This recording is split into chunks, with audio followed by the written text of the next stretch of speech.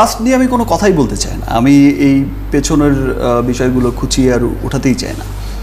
যেটা হয়েছে ভালোর জন্যই হয়েছে। যাই হোক, আমি এগুলো পাস্ট নিয়ে আমি কথা বলতেও চাই না, আমি কথা শুনতেও চাই না। অপু বিশ্বাস, আমার জীবনে অতীত, আর আমি অতীত নিয়ে কোনো কথা বলতে চাই না। আমার অতীত আমার জীবন থেকে চলে গেছে, এতে করে আমি অনেক বেশি খুশি হয়েছি। যা হয়েছে ভালোর জন্যই হয়েছে।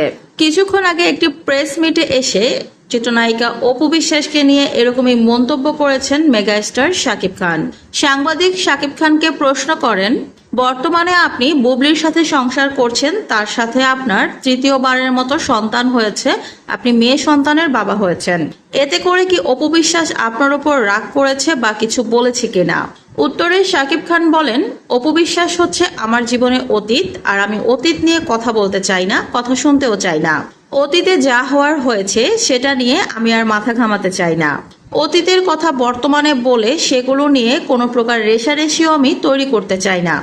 অতীতে যা হওয়ার হয়ে গেছে, আর আমি মনে করি যা হয়েছে ভালোর জন্যই হয়েছে। বর্তমানে আমি বুবলিকে নিয়ে বেশ ভালো আছি, সন্তানদের নিয়ে খুব ভালো আছি, ভালোই থাকতে চাই। অতীতের কথা আমি মনেও করতে চাই না, আমার জীবনে অতীতের কোনো অস্তিত্বই নেই। শাকিব খান আরো বলেন, অতীত নিয়ে পড়ে থাকলে তো সামনের দিকে আগানো যায় না, আর আমি বরাবরই সামনের দিকে এগিয়ে যেতে পছন্দ করি। আমার 3 সন্তান, স্ত্রী, সংসার, সিনেমার কাজ, এই হচ্ছে আমার জীবন। এর বাহিরে আসলে সেরকম ভাবে আমার জীবনে আর কিছুই নেই। সাংবাদিক শাকিব খানকে বলেন, আপনি কি অপু বিশ্বাসের উপর রাগ থেকে এই ধরনের কথা বলছেন কিনা?